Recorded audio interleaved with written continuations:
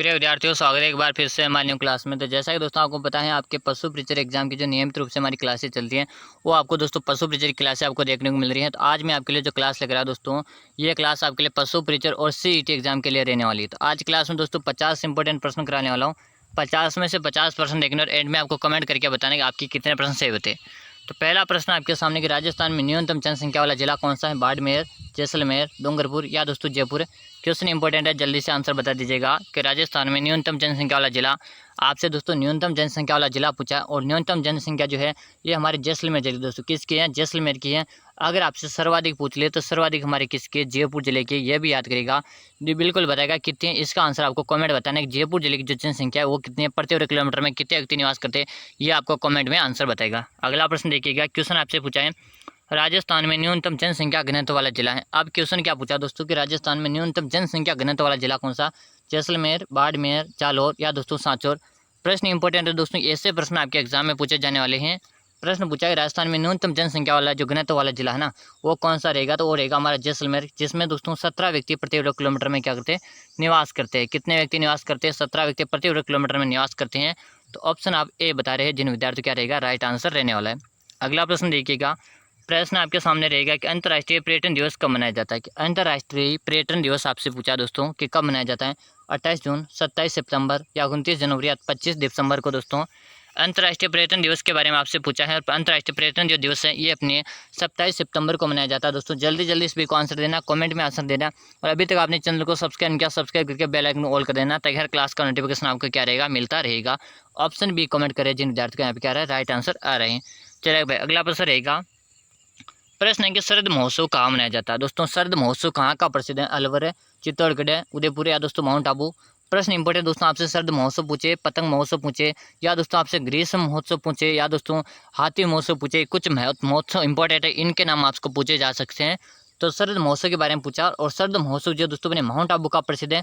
और माउंट आबू कहाँ है दोस्तों? ये हमारे सिरोही जिले में दोस्तों। कहाँ पर है? सिरोही जिले में दोस्तों। शरद महोत्सव और ग्रीष्म महोत्सव दोनों प्रसिद्ध है अपने कहाँ के? सिरोही जिले। ये दोनों आपको नाम याद होने चाहिए। अगला प्रश्न देखिएगा, प्रश्न आपके सामने जो रहेगा, राज्य का सबसे छोटा राष्ट्रीय राजमार्ग कौन सा है? कि राज्य का सबसे छोटा राष्ट्रीय राजमार्ग आपको बताना है कौन सा है? NH19 है, NH52 है, या NH919 या NH27। दोस्तों आपसे पूछा कि राज्य यानी कि हमारे राजस्थान में दोस्तों क्या है? राजस्थान का सबसे राष्ट्रीय राजमार्ग कौन सा छोटा है? तो ऑप्शन आपका क्या रहे? वेरी गुड, अगर आप सी कमेंट करें। यहाँ पे दोस्तों 919 आपको दिखने में बड़े दिख रहे हैं, लेकिन NH की संख्या 919 छोटी है, यानी ऑप्शन सी यहाँ पे बता रहे हैं जिनका यहाँ पे क्या रहा है राइट आंसर आ रहा है। अगला प्रश्न देखिएगा, बूंदी प्रजामंडल की स्थापना किसने की दोस्तों? बताएगा। बूंदी प्रजामंडल की स्थापना किसके द्वारा की गई थी? बताएगा किसने की थी? माणिकलाल वर्मा, जय नारायण व्यास, रमेश चंद्र ओझा या दोस्तों क्रांतिलाल चौथानीवाल। जल्दी से सभी साथियों को आंसर देना। आंसर देने में कोई विद्यार्थी पीछे नहीं रहेगा, जल्दी जल्दी से भी कमेंट करेंगे। तो जो भी विद्यार्थी वेरी गुड शानदार सभी का आंसर राइट डी ऑप्शन बताने वाले का सी है। अगर आप भी डी कमेंट करें तो सही। दोस्तों आज की क्लास में 50 इंपॉर्टेंट क्वेश्चन करूंगा। कितने 50 रहेंगे? 50 में से अगर 30 प्लस क्वेश्चन भी राइट हो जाते हैं तो मान के चले आपकी तैयारी शानदार चल रही है। अगला प्रश्न देखिएगा, प्रश्न आपके सामने जो रहा है दोस्तों कि राजस्थान के इतिहास का जनक किसे माना जाता है? कि राजस्थान के इतिहास का जनक किसे माना जाता है? इंपॉर्टेंट प्रश्न है दोस्तों, क्वेश्चन को सबसे पहले स्टार लगाएगा कि राजस्थान के इतिहास का जनक किसे माना जाता है? बताएगा हेरोडोटस को, Ved Vyas, colonel James Tod या दोस्तों देवविलास सामर को। जल्दी से सभी को आंसर देना है, आंसर देने को विद्यार्थी पीछे नहीं रहेगा। तो कर्नल जेम्स टोड को क्या कहते हैं? राजस्थान के इतिहास का क्या कहा जाता है? इतिहास का पिता कहा जाता है, इनके जनक कहा जाता है। तो ऑप्शन सी को लो करेंगे भाई, सी बता रहे वेट गुड, सभी को आंसर सी आ रहा है भाई। चलेगा, अगला प्रश्न रहेगा, पृथ्वीराज रासो के रचनाकार कौन? दोस्तों एक तो आपसे पृथ्वीराज रासो पूछा जाता है, एक आपसे पृथ्वीराज विजय पूछा जाता है। दोनों कंफ्यूज अपने को ज्यादा करते हैं, तो दोनों के बारे में पता होना चाहिए। पृथ्वीराज रासो के रचनाकार कौन है? कृपाराम, भरत मुनि, कवि जयदेव या दोस्तों चंद्रवरदाय। प्रश्न इंपॉर्टेंट है दोस्तों, यहाँ पे दोनों साथ में बताऊंगा। तो पृथ्वीराज रासो के जो रचनाकार है दोस्तों कौन है? चंद्रवरदाय। दोस्तों कौन है? चंद्रवरदाय। पृथ्वीराज विजय अगर आपसे पूछे कि पृथ्वीराज विजय की रचना जो है ना दोस्तों, यह किसने की थी? तो विजय दोस्तों किसने की थी? तो जयानग ने की थी। किसने की थी? जयानग ने की। वेरी गुड, सभी का आंसर आ रहा है भाई, ऑप्शन डी बता रहे हैं ना। डी बताने वाले विद्यार्थी का यहाँ पे राइट आंसर रहे। अगला प्रश्न रहेगा, प्रश्न आपके सामने, खुमान रासो के रचनाकार कौन थे? खुमान रासो के रचनाकार कौन थे? दलपत विजय, प्रताप सिंह या दोस्तों जान कवि या दोस्तों केशवदास। बात आएगा खुमान रासो के रचनाकार कौन थे? जल्दी से सभी को आंसर देना है, आंसर देने में कोई विद्यार्थी पीछे नहीं रहेगा। तो यहाँ पे जो आपका राइट आंसर आ रहा है दोस्तों, राइट आंसर सभी का आ रहा है कि दलपत विजय, यानी कि ऑप्शन आपका ए बता रहे ना, ए बता रहे जिनका सबका राइट आंसर आ रहा है भाई। चलो अगला प्रश्न देखो, राजस्थान के क्या दोस्तों के जिले को दोस्तों जहाँ से कर्क रेखा गुजरती है। राजस्थान का वह कौन सा जिला जहाँ से कर्क रेखा गुजरती है? जैसलमेर, जोधपुर है, जोधपुर, भरतपुर है, बांसवाड़ा, डूंगरपुर है, या दोस्तों झालावाड़ और बाड़मेर। देख दोस्तों आपसे संभाग पूछ लेगी राजस्थान का कौन सा संभाग जिससे कर्क रेखा गुजरती है, तो किस संभाग से गुजरती है? बांसवाड़ा संभाग से गुजरती है। कहाँ से? बांसवाड़ा संभाग से क्या कर्क रेखा गुजरती है। अब पूछा कि वह कौन से जिले जहाँ से कर्क रेखा गुजरती है, तो राजस्थान में कुल 26 किलोमीटर कर्क रेखा गुजरती है और ये हमारे कहाँ से गुजरती है? डूंगरपुर और बांसवाड़ा से गुजरती है। डूंगरपुर में 1 किलोमीटर गुजरती है दोस्तों, कितने? 1 किलोमीटर। और बांसवाड़ा में कितने किलोमीटर गुजरती है? तो 25 किलोमीटर हमारी बांसवाड़ा से कर्क रेखा गुजरती है भाई। चलेगा, अगला प्रश्न आपके सामने आ रहा है कि राजस्थान में क्या दोस्तों, राजस्थान में नमक का उत्पादन कहाँ से होता है? राजस्थान में नमक का उत्पादन कहाँ से होता है? जल्दी से सभी को आंसर देना है। सामर झील से, लोणकरणसर से, डीडवाना से, या प्रयुक्त सभी से। देख दोस्तों आपको पता है कि नमक का उत्पादन कहाँ से होता है? खारी झीलों से होता है। और खाली झील सामर खारी झील है, लोणकरणसर खारी झील है, डीडवाना खारी झील है। तो ऑप्शन डी का यहाँ पे हम लॉक करेंगे। अगर आप डी बता रहे हैं, बिल्कुल डी बताने वाले विद्यार्थी का सही है। फिर बता रहा हूँ आज क्लास में 50 इंपॉर्टेंट करूँगा, 50 में से 50% देखने, एंड में आप कमेंट करके बताना आपके कितने परसेंट सही है। अगला प्रश्न देखो, राज्य में पहले क्या दोस्तों, राज्य में स्थायी जल सर्वाधिक मात्रा किस नदी में उपलब्ध है? यानी कि पूछा है राज्य में स्थायी जल सर्वाधिक मात्रा किस नदी में उपलब्ध है? चंबल नदी, माही नदी, बनास नदी, या दोस्तों लूनी नदी। क्वेश्चन इंपॉर्टेंट है, जल्दी से आंसर बताएगा। वेरी गुड, सबका आंसर आ रहे हैं।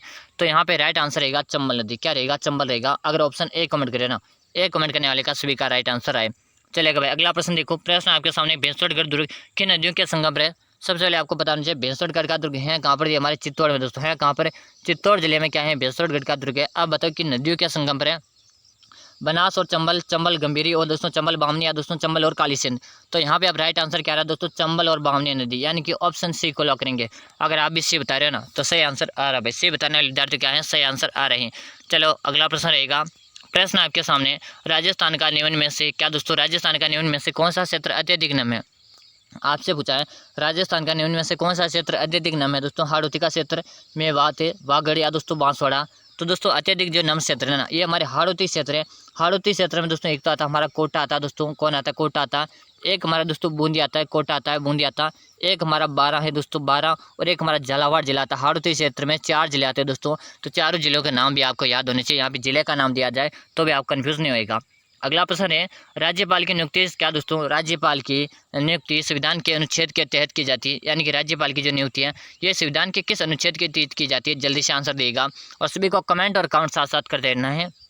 अनुच्छेद 153, अनुच्छेद 154, 155 या 156 किस अनुच्छेद के तहत रहती है? तो ऑप्शन सी को लॉक करेंगे गुरुजी। किसको लॉक करेंगे? सी बताने वाले विद्यार्थी क्या रहे हैं राइट आंसर। अगर आप भी सी बता रहे हो ना, बिल्कुल से बता रहे हो। अभी तक क्लास को लाइक नहीं किया, लाइक करेगा। चैनल को जिन्होंने सब्सक्राइब नहीं किया ना, सब्सक्राइब करके बेल आइकन कॉल करेगा ताकि हर क्लास का नोटिफिकेशन आपको यहाँ से मिलता रहेगा भाई। चलो अगला प्रश्न आपके सामने आया है। प्रश्न दोस्तों इंपॉर्टेंट है आपके सामने जो प्रश्न आया दोस्तों। प्रश्न की, राजस्थान में मंत्रिपरिषद क्या दोस्तों, मंत्रियों की अधिकतम संख्या। ये प्रश्न अपने बीएचटीसी के एग्जाम में आया था दोस्तों। किस में आया था? बीएचटीसी का एग्जाम जो अभी हुआ था ना 30 जून को, 30 जून को जो पेपर हुआ था उसमें ये प्रश्न पूछा गया था आपको कि मंत्रियों की अधिकतम संख्या कितनी हो सकती है? तो कितनी हो सकती है? डायरेक्ट आंसर बात करेंगे। कितने होते हैं? 30 होते हैं दोस्तों। कितने मंत्री अधिकतम हो सकते हैं? 30 हो सकते हैं भाई। चलेगा, अगला प्रश्न रहेगा। प्रश्न आपके सामने रहेगा दोस्तों, जनसंख्या की दृष्टि से राज्य का सबसे छोटा संभाग कौन सा है? जनसंख्या की दृष्टि से राज्य का सबसे छोटा संभाग दोस्तों, अभी संभाग के बारे में पूरा आंकड़ा सही नहीं आया दोस्तों। तो अपन जो भी आंकड़ा पहले वाला आंकड़ा उसी के अनुसार देखने वाले अभी यहाँ पे पुराने आंकड़े के अनुसार बता रहे हैं। जनसंख्या की दृष्टि से राज्य का छोटा संभाग कौन सा? कोटा, भरतपुर, अजमेर, या दोस्तों बीकानेर। तो कोटा संभाग यहाँ पे राइट आंसर है बिल्कुल। अगर आप ए कमेंट करें ना, ए बताने वाले विद्यार्थी का सबका राइट आंसर है। चलो अगला प्रश्न है, राजस्थान में छावनी बोर्ड का स्थापना कहाँ की गई है? कि राजस्थान में छावनी बोर्ड की स्थापना कहाँ हुई? नसीराबाद है, माउंट आबू, जोधपुर है, या बाड़मेर। राजस्थान में छावनी बोर्ड की जो स्थापना है ना, ये अपने कहाँ पर की गई है? तो ये दोस्तों नसीराबाद में की गई थी। कहाँ पे दोस्तों? नसीराबाद में। आपसे पूछे क्रांति की जो शुरुआत हुई थी ना, 1857 कहाँ से हुई थी? नसीराबाद से हुई थी। कब हुई थी? 28 मई के दिन, 28 मई 1857 को, 28 मई 1857 को क्रांति की शुरुआत हुई थी। यह भी आपको पता होना चाहिए। अगला प्रश्न चलो, प्रश्न है दिल्ली क्या दोस्तों जिला परिषद का अध्यक्ष कौन होता है? दोस्तों राज्य व्यवस्था का इंपॉर्टेंट प्रश्न है, बताएगा कि जिला परिषद का अध्यक्ष कौन होता है? जिलाधीश है, जिला प्रमुख है, लोकसभा सदस्य या प्रधान। दोस्तों प्रश्न इंपॉर्टेंट है, जल्दी से सभी साथी आंसर देंगे। आंसर देने में कोई विद्यार्थी पीछे नहीं रहेगा। फटाफट भाई सभी साथी को आंसर दे देना है। तो यहाँ पे राइट आंसर है जिला परिषद का अध्यक्ष कौन होता है? जिला प्रमुख होता है भाई। कौन होता है? जिला प्रमुख। राज्य व्यवस्था का क्वेश्चन है दोस्तों, राज्य व्यवस्था क्वेश्चन है। और अपनी राज्य व्यवस्था हमारे पशु परिचय में पूछी जाएगी, बिल्कुल यह प्रश्न पूछे जाएंगे। तो कंफ्यूज नहीं होना कि गुरुजी राज्य व्यवस्था आएगी, बिल्कुल राज्य व्यवस्था के क्वेश्चन आएंगे। अगला प्रश्न है, प्राचीन काल में तक्षशिला विख्यात था, यानी कि प्राचीन काल में जो तक्षशिला था ना, ये किसके लिए विख्यात था बताएगा।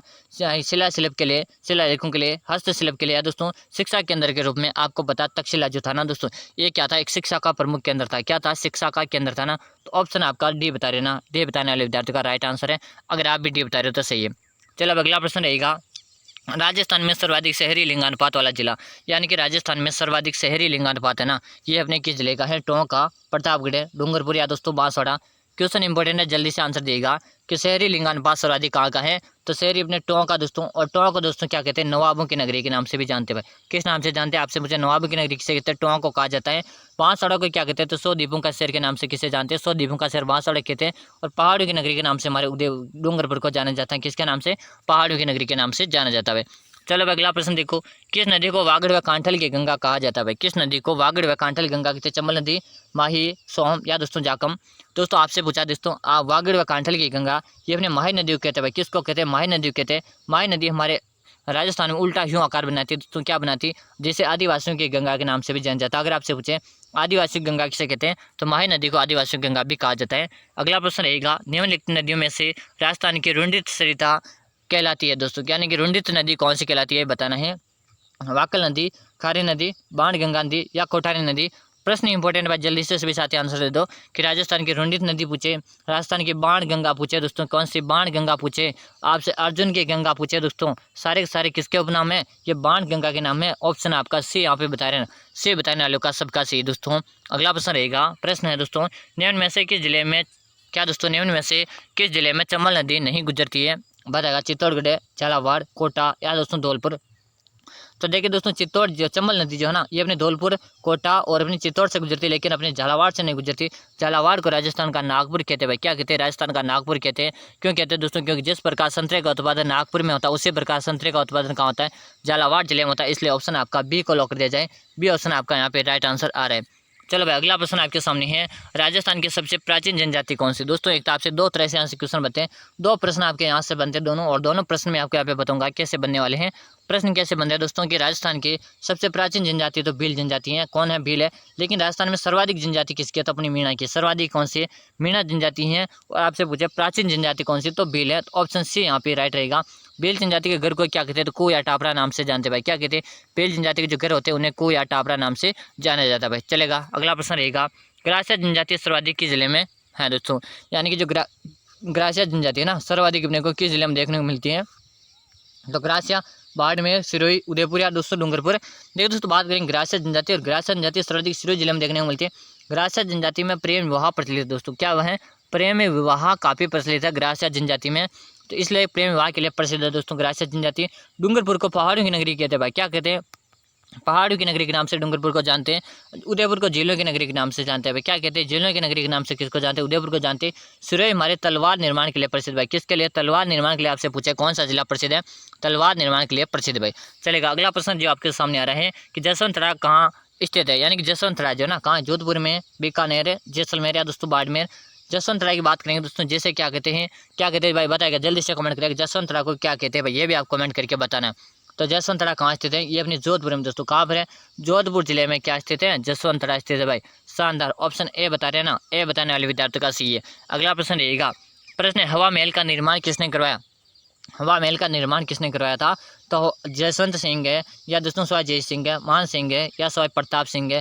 गुरु जी हवा महल का निर्माण तो सवाई प्रताप सिंह ने करवाया था। कब करवाया था, 1799 में करवाया था। कब करवाया था, 1799 में करवाया था। और दोस्तों बात करें हवा महल कितना मंजिल है, तो हवा महल दोस्तों 5 मंजिल। दोस्तों कितना मंजिल है, 5 मंजिल भाई। और किसने करवाया, सवाई प्रताप सिंह ने अपने 1799 में करवाया था। अगला प्रश्न रहेगा, निम्न में से कौन सा स्थान जयपुर जिले में नहीं है दोस्तों, कि निम्न में से कौन सा स्थान जो है ना ये अपने जयपुर जिले में नहीं आता। भाई जल्दी से आंसर देगा, भाई कौन सा नहीं आता, जल महल है, जयगढ़, या दोस्तों विनय विलास महल, या दोस्तों चंद्र महल। बात करेंगे कि जल महल आता है, जयगढ़ आता है, लेकिन चंद्र महल आता है, लेकिन विनय विलास नहीं आता। ऑप्शन सी को लॉक कर दो, जो विद्यार्थी सी बता रहे हैं बिल्कुल सी बताने वालों का सी है। अगला प्रश्न है, 80 खंभों की छतरी कहाँ स्थित है। 80 खंभों की छतरी कहाँ, बूंदी में, अलवर में, करौली में, या दोस्तों भरतपुर में। दोस्तों सबसे पहला पता होना चाहिए 80 खंभों की जो छतरी है ये किसकी है, तो मूसी महाराणा की छतरी कहाँ पर है, मूसी महाराणा की छतरी है। और कहाँ पे, अलवर जिले में दोस्तों। अलवर को क्या कहते हैं, राजस्थान का सिंहद्वार या राजस्थान का स्कॉटलैंड के नाम से अलवर जिले को जानते हैं। गुरुजी 84 खंभों की छतरी कहाँ, तो 84 खंभों की जो छतरी है ना दोस्तों, 84 खंभों की छतरी कहाँ, तो 84 खंभों की छतरी में बूंदी जिले में भाई। कहाँ पर है? बूंदी जिले में। बिल्कुल शानदार, सही कमेंट करें। अगला प्रश्न जो रहेगा आपके सामने कि सालिम सिंह की हवेली कहाँ है दोस्तों, बताएगा सालिम सिंह की हवेली कहाँ है? बाड़मेर, जैसलमेर, झुंझुनू या बीकानेर। देखिए दोस्तों, आपसे सालिम सिंह की हवेली पूछे, चाहे आपसे नतमल की हवेली पूछे, चाहे आपसे पटुआ की हवेली पूछे, सारी सारी हवेलियाँ कहाँ पे गुरुजी? ये हमारे जैसलमेर भाई। कहाँ पर है? जैसलमेर में। जैसलमेर को हवेलियों का शहर, पंखुड़ियों का शहर, क्या दोस्तों? हवेलियों का शहर, पंखुड़ियों का शहर, गलियों का शहर के नाम से आपने जैसलमेर को जाना जाता है भाई। जैसलमेर में एक सोनार का दुर्ग दोस्तों, कौन सा दुर्ग है? सोनार का दुर्ग, जो अपने विश्व भर में प्रसिद्ध है। किसके लिए प्रसिद्ध है? तो अपने 2.5 साइकिल के लिए प्रसिद्ध है। किसके लिए प्रसिद्ध है? 2.5 साइकिल के लिए जैसलमेर का सोनार का दुर्ग प्रसिद्ध है भाई। ये आपको पता होना चाहिए। अगला प्रश्न आपके सामने रहेगा दोस्तों, प्रश्न इंपॉर्टेंट आपके सामने आ रहा है। निम्न में से दांत का आभूषण नहीं है दोस्तों, बताएगा निम्न में से दांत का आभूषण कौन सा नहीं? रखन है, चौंप है, मेघ या दोस्तों फीणी। देखिए दोस्तों, बात करेंगे रखन दांत का आभूषण है, चौंप दांत का आभूषण है, मेघ दांत का आभूषण, लेकिन फीणी है ना दोस्तों, ये अपने कहाँ का है? ये अपने नाक का आभूषण भाई। कहाँ का आभूषण है? नाक का आभूषण है। आपको पता होना चाहिए। अगर आपसे पूछे फीणी कहाँ का आभूषण है, तो अपने नाक का आभूषण फीणी है भाई। चलो भाई, अगला प्रश्न देखिए। प्रश्न आपके सामने है, निम्न में से कौन सा नृत्य कालबेलिया जाति से संबंधित नहीं है दोस्तों? कालबेलिया जाति से संबंधित नहीं पूछा दोस्तों, याद करिएगा, क्वेश्चन दोबारा पड़ेगा। संग्रिया, गरबा, पणिहारी या दोस्तों इंडोनी। तो कालबेलिया जनजाति का दोस्तों गरबा नृत्य नहीं है भाई। क्या है? गरबा जो नृत्य है ये कालबेलिया का नहीं है। गरबा दोस्तों हमारे नवरात्रि में किया जाता है भाई। कब किया जाता? नवरात्रि के समय गरबा नृत्य किया जाता है। आपसे पूछे गरबा नृत्य कब किया जाता है, तो नवरात्रि का जो स्थापना होती है 19वें क्या किया जाता? नवरात्रि में गरबा नृत्य किया जाता है। ऑप्शन बी बताने वाले विद्यार्थी का सही है। अगला प्रश्न देखो, राजस्थान में चित्रकला का जनक किसे कहा जाता है? कि राजस्थान में चित्रकला का जनक जो है ना, किसे कहते हैं? राणा कुंभा, महान सिंह, प्रताप सिंह या अमर सिंह। दोस्तों बात करेंगे मेवाड़ में दोस्तों कितने दुर्ग दोस्तों? मेवाड़ में ना 84 दुर्ग है दोस्तों। कितने दुर्ग है? 84 दुर्ग, जिसमें से 32 दुर्गों का निर्माण किसने करवाया? गुरुजी कुंभा ने दुर्गों का निर्माण करवाया। और राजस्थान चित्रकला का जनक भी अपने कुंभा को कहते हैं। ऑप्शन ए कर रहे हैं ना जिन विद्यार्थियों का, बिल्कुल सही। अगर आप ए बता रहे हो तो सही है। अगला प्रश्न रहेगा, पशु पक्षियों से संबंधित शैली कौन सी है दोस्तों? पशु पक्षियों से संबंधित शैली कौन सी है? आमेर शैली, अलवर शैली, बूंदी शैली या चावड़ शैली। तो पशु पक्षियों से संबंधित जो शैली रहेगी ना, ये कौन सी रहेगी? बूंदी शैली रहेगी। बूंदी शैली में क्या दोस्तों? पशु पक्षियों के चित्र आपको देखने को मिलते हैं भाई। कहाँ पे? बूंदी शैली में कौन से चित्र देखने को मिलते हैं? पशु पक्षियों को देखने के चित्र मिलते हैं। अगला प्रश्न है, ब्लैक पोट्री कहाँ की प्रसिद्ध है दोस्तों? एक तो आपसे पूछा जाता ब्लू पोट्री, तो ब्लू पोट्री तो हमारे जयपुर की प्रसिद्ध है भाई। कहाँ की प्रसिद्ध है? जयपुर की। अब आपसे पूछा ब्लैक पोट्री कहाँ की? गुरुजी ये भी बता दो। तो ब्लैक पोट्री हमारे कोटा जिले की प्रसिद्ध है। कहाँ की प्रसिद्ध है? कोटा जिले की प्रसिद्ध। और कोटा कहाँ, किस ऑप्शन में है? कोटा सी में दिख रहा था, सी ऑप्शन को लॉक करेंगे। आपसे पूछे राजस्थान की शिक्षा नगरी किसे कहते हैं? राजस्थान की शिक्षा नगरी, राजस्थान का कानपुर अपने कोटा को कहते हैं भाई। किसको कहते हैं? राजस्थान कानपुर शिक्षा नगरी के नाम से अपने, राजस्थान का नालंदा के नाम से अपने कोटा को जानते हैं। अगला प्रश्न देखो, प्रश्न है दोस्तों कि काष्ठ कला के जिले की प्रसिद्ध है, यानी कि काष्ठ कला के जिले की है बीकानेर, जोधपुर है, जयपुर है या दोस्तों चित्तौड़गढ़। काष्ठ कला के बारे में पूछा है। और काष्ठ कला हमारे चित्तौड़ की प्रसिद्ध दोस्तों क्या है? चित्तौड़ की प्रसिद्ध है। आपसे पूछे जाजम छपाई कहाँ की प्रसिद्ध है? तो जाजम जो छपाई ना, जाजम छपाई अपने कहाँ की प्रसिद्ध है? कि आपसे पूछे जाजम छपाई, और जाजम छपाई अपने आकोला चित्तौड़ की प्रसिद्ध भाई। कहाँ की प्रसिद्ध है? आकोला चित्तौड़ की प्रसिद्ध है। चले भाई, आगे आपसे पूछे नमदे कहाँ बनाए जाते हैं? नमदे कहाँ बनाए जाते हैं? तो नमदे अपने टोंक में बनाए जाते हैं भाई। कहाँ बनाए जाते हैं? टोंक में बनाए जाते हैं। आपसे पूछा है कि नमदे कहाँ के प्रसिद्ध है? टोंक जिले के प्रसिद्ध है। अगला प्रश्न है, पिछवाई कला के प्रसिद्ध है, यानी कि पिछवाई कला कहाँ के प्रसिद्ध बताएगा? अजमेर, बस्सी, लालसोट या दोस्तों नाथद्वारा। पिछवाई कला का संबंध रहेगा नाथद्वारा से दोस्तों। कहाँ से रहेगा? नाथद्वारा से रहेगा। ऑप्शन डी बताने वाले विद्यार्थी का सही। अगर आप भी डी बता रहे हो बिल्कुल सही बता रहे हो। अगला प्रश्न देखो, किस चौहान शासक ने अजमेर के सबसे पहले अपनी राजधानी बनाया था? किस चौहान शासक ने अजमेर को अपनी राजधानी पहले बनाया? पृथ्वीराज प्रथम है, अजय राज, पृथ्वीराज तृतीय, विग्रहराज चतुर्थ। बिल्कुल शानदार, सभी को आंसर देना है। तो यहाँ पे राइट आंसर है गुरुजी, क्या राइट आंसर है? बिल्कुल फटाफट आंसर है अजय राज ने दोस्तों। किसने? अजय राज ने। ऑप्शन बी को हम क्या करेंगे? लॉक कर देंगे। अगर आप भी बता रहे हो ना, बिल्कुल सही कमेंट करिए दोस्तों। अगला प्रश्न देखो, राजस्थान में 18 स्थान की क्रांति का आरंभ कहाँ से हुआ था दोस्तों? राजस्थान में 1857 क्रांति का आरंभ कहाँ से हुआ? एनीपुरा, डूंगरपुर, नैसराबाद या दोस्तों मेरठ। सबसे पहले एनीपुरा के बारे में बता दूं दोस्तों। यहाँ पे एक नारा प्रसिद्ध है दोस्तों। यहाँ का एक नारा प्रसिद्ध है, क्या चलो कि चलो फिर क्या दोस्तों? चलो दिल्ली। क्या दोस्तों? चलो दिल्ली। क्या दोस्तों? एक बार मैं सही लिख देता हूँ कि क्या दोस्तों? चलो दिल्ली। क्या दोस्तों? कि चलो दिल्ली, चलो दिल्ली और मारो फिरंगी भाई। क्या करना है? चलो दिल्ली और मारो फिरंगी। आपसे पूछे ये जो नारा है कहाँ, किस छावनी का प्रसिद्ध थे? अपने एनीपुरा का। 18 स्थान क्रांति आरंभ हुआ था नैसराबाद से। कब हुआ था? 28 मई में हुआ था दोस्तों। 28 मई 1857 को आरंभ हुआ था। तो दोस्तों ऑप्शन सी को राइट आंसर रहेगा। आपसे पूछे चलो फिरंगी मारो, चलो दिल्ली मारो फिरंगी का नारा एनीपुरा छावनी में दिया गया था। अगला प्रश्न है तात्या टोपे को कब कहाँ फांसी दी गई थी। तो तात्या टोपे को दोस्तों कब और कहाँ पे फांसी दी गई थी ना, ये आपको बताना है। और राइट आंसर रहेगा दोस्तों यहाँ पे से 18 अप्रैल 1859 को शिवपुरी में फांसी दी गई थी। ऑप्शन सी को लॉक करेंगे। अगर आप भी सी बता रहे हो ना, सी बताने वाले विद्यार्थियों का सही दोस्तों, ऐसी क्लासें आपको रेगुलर मिलेगी। बस आपको क्या करना है, चैनल को सब्सक्राइब कर लेना है, बेल आइकन को ऑल कर देना है। और दोस्तों बता दूं आपको, सीईटी एग्जाम की तैयारी करो, चाहे आप पशु परीक्षा एग्जाम की तैयारी करो, आपके लिए क्लासें नियमित रूप से मिलेगी आपको। और दोस्तों प्रतिदिन आपको कब मिलती है क्लास, 6:30 में क्लास मिलती है। कब मिलती है, 6:30 प्रतिदिन सुबह को क्लास मिलती है। कब मिलती है, सुबह क्लास मिलती है। तो आपको प्रतिदिन सुबह को एक क्लास ज्वाइन करनी है भाई। चलो भाई अगला प्रश्न जो रहेगा कि संत सभा के संस्थापक कौन थे दोस्तों, की बताएगा संत सभा के संस्थापक कौन थे। जल्दी से सभी को आंसर देना है। मोतीलाल तेजावत, गोविंद गिरी, यानक भील या दोस्तों गोकुल भाई भट्ट। तो संत सभा की स्थापना किसने की थी, गोविंद गिरी ने। ऑप्शन बी बता रहे ना, बी बताने वाले विद्यार्थियों का राइट आंसर है। अगला प्रश्न देखो, वागड़ के गांधी किसे कहा जाता है। वागड़ का गांधी किसे कहते हैं, सागरमल गोपा, भोगीलाल पांड्या, हरिदेव जोशी या दोस्तों विजय सिंह पथिक। वागड़ का गांधी वो साथ दोस्तों आपसे, और वागड़ का गांधी अपने भोगीलाल पांड्या कहते हैं। अगर आपसे पूछा जाए चिड़ावा का गांधी, क्या दोस्तों चिड़ावा का गांधी, अगर आपसे पूछ ले चिड़ावा का गांधी किसे कहते हैं, इसका आंसर आपको क्या करना है, कमेंट करके बताना है। सभी विद्यार्थियों को कमेंट में आंसर देना है कि चिड़ावा का गांधी किसे कहा जाता है। अगला प्रश्न रहेगा, दुधवा किसान आंदोलन किस रियासत से संबंधित है। बीकानेर, अलवर, जैसलमेर या दोस्तों भरतपुर। आपसे प्रश्न पूछा गया है कि दुधवा खरा जो है ना, ये किस आंदोलन किस रियासत से संबंधित है, अपनी बीकानेर रियासत से। ऑप्शन ए कमेंट करने वालों का सही है। अगला प्रश्न आपके सामने रहेगा दोस्तों, हाल ही में अंतर्राष्ट्रीय कमल उत्सव कौन सा सम्मेलन मनाया गया है, बताए 26वां, 27वां, 28वां, 29वां। तो कौन सा मनाया गया था, 29वां मनाया गया था। ऑप्शन डी को लॉक करेंगे। तो दोस्तों आज क्लास को यहीं खत्म करेंगे, मिलते फिर अगली क्लास में। आज क्लास में क्या दोस्तों 45 क्वेश्चन है दोस्तों, जिसमें से अगर आपके किसी भी विद्यार्थी के दोस्तों कितने प्रश्न दोस्तों 25+ क्वेश्चन भी अगर आज राइट हो रहे हैं ना, मान के लिए आपकी तैयारी शानदार चल रही है। अभी तक आप चैनल को सब्सक्राइब नहीं किया, सब्सक्राइब करें, बेल आइकन को ऑल करें, ताकि हर क्लास का नोटिफिकेशन आपको यहीं से मिलता रहेगा। तो मिलते हैं अगली क्लास में, तब तक जय हिंद, वंदे मातरम।